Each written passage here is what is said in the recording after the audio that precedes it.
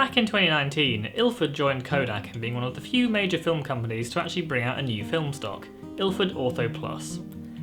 Technically, Ortho Plus isn't actually new because it has been available in large format sheets for years, but for us mere mortals who shoot 35mm and medium format, this was the first time we'd get to use it.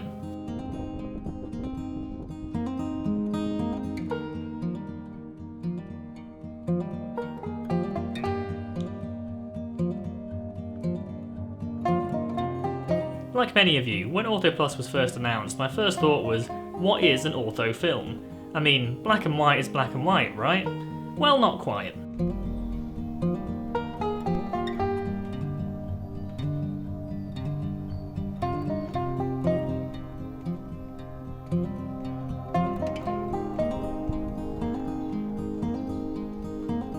Ortho is short for orthochromatic. This is different to most modern black and white films, which are panchromatic. This means that, generally speaking, they can see the entire visible spectrum of light, from violet to red. Orthochromatic films, on the other hand, aren't sensitive to red light at all, and will only react to the blue and green end of the spectrum. This has the handy byproduct of meaning that you can develop orthochromatic film under a red safe light, rather than in total darkness.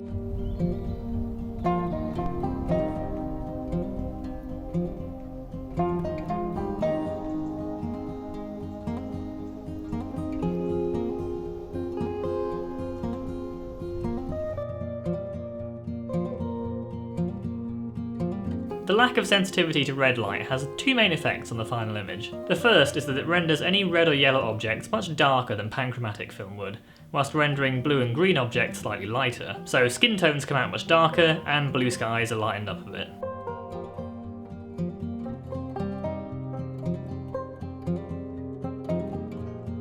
The second effect is that the different light sensitivity tends to make orthofilm a bit more contrasty than most panchromatic films. Orthofilms also tend to be very slow and therefore quite fine-grained, which is fairly different to most other contrasty black and white films like Tri-X.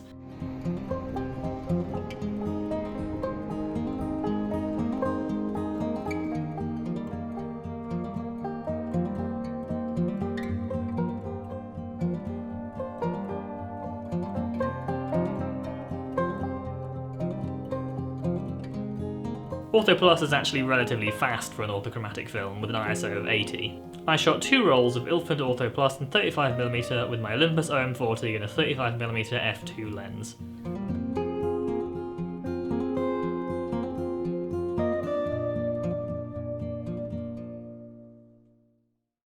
It would have been nice to shoot more portraits, but seeing people was more or less illegal at the time, so you'll just have to make do with one.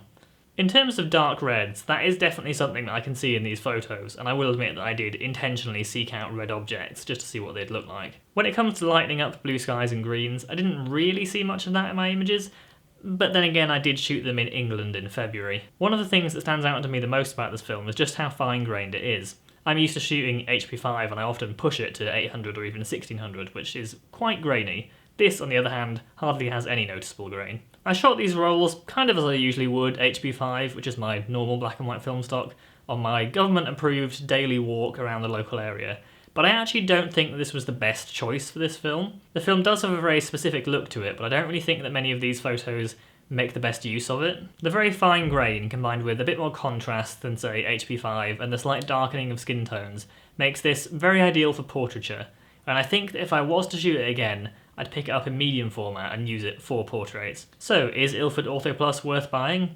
Yeah, absolutely, if you like shooting black and white. Even if you're a die-hard Tri-X fan that loves grit and grain, it's still fun to try different things, and there aren't that many widely available orthochromatic films left. Plus, it's nice to support companies that are expanding their range of film stocks instead of killing them off with no warning. Yes, I'm looking at you, Fuji.